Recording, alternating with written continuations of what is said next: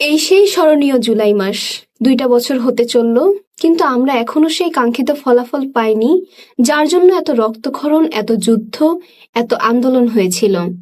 একটি ছোট্ট চাওয়া, আমরা কোটা চাই না, আমরা মেধা চাই। এই ছোট্ট চাওয়া থেকে পরবর্তীতে রূপ নিয়েছিল একটি বিদ্রোহ, একটি নতুন দিগন্তের। আওয়ামী লীগ সরকারের দীর্ঘ 16 বছরের শাসনামলে যে একটি নতুন প্রজন্ম বেড়ে উঠল, তারা বুঝতে পারলো এই সিস্টেম তাদের জন্য নয়।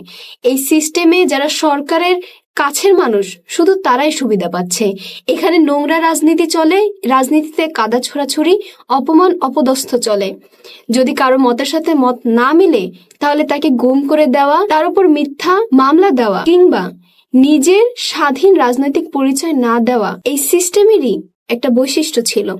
আমরা সরকারের বিরুদ্ধে মাঠে নামলাম, আবারও যুদ্ধ করলাম। এবার কিন্তু আমাদের বিরুদ্ধে যুদ্ধ করতে ভিনদেশ থেকে কেউ আসলো না, আমাদের বিরুদ্ধে যুদ্ধ করলো আমাদেরই ঘরের লোক। আমাদের বিরুদ্ধেই তারা বন্দুক তাক করলো। এই সেই জুলাই মাস, যে মাসে হাজার হাজার শিক্ষার্থী, হাজার হাজার সাধারণ মানুষ তাদের প্রাণ হারায়। যে দমবন্ধ সিস্টেম পরিবর্তনের জন্য আমরা মাঠে নামলাম, তা কি আদৌ সফলতা পেয়েছে?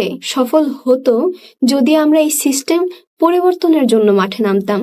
জুলাইয়ের আত্মত্যাগকে ভিন্ন খাতে প্রবাহিত করার মানুষের অভাব ছিল না। জুলাই শেষে যোদ্ধারা ঘরে ফিরে গেল, শহীদরা নিদ্রায় গেল, আর রাজনীতিবিদরা আবার নতুন করে রাজনীতিতে নামলেন। কেন? আপনারা কি পারতেন না নতুন করে একটি সমাজ পরিবর্তন করতে? আপনারা কি পারতেন না নতুন করে একটি সমাজ নির্মাণ করতে? আপনারা তা করলেন না। আপনারা কি করলেন? আপনারা আবারও সেই নোংরা রাজনীতি শুরু করলেন। রাজনীতিতে কাদা ছোড়াছুড়ি শুরু করলেন, অপবাদ অপদস্থ অপমান করা শুরু করলেন। সংসদে তো এখন ঘন্টার পর ঘন্টা এটাই চলে, যেন এতেই দেশের উন্নয়ন হয়ে যাবে, মানুষ তাদের অধিকার ফিরে পাবে। আপনাদের এই নোংরা রাজনীতির ভিড়ে প্রাণ হারালো ওসমান হাদির মতো তাজা প্রাণ। সুইস ব্যাংকের শেষ প্রতিবেদন অনুযায়ী বাংলাদেশ থেকে গত বছরে তাদের ব্যাংকে জমা পড়েছে 12,678 কোটি টাকা, যার একটা বড় অংশ অর্থ পাচারের। অথচ আপনারা বিগত সরকারকে নামালেনি এই কারণে, কারণ তারা আমাদের অর্থ সম্পদ পাচার করেছিল। যেই কোটার কারণে আন্দোলন, পরবর্তীতে দেখা গেল সেই একই ঘটনার পুনরাবৃত্তি। বিভিন্ন সুপারিশে, প্রশাসনিক এবং সরকারি চাকরিতে মানুষের যোগদান।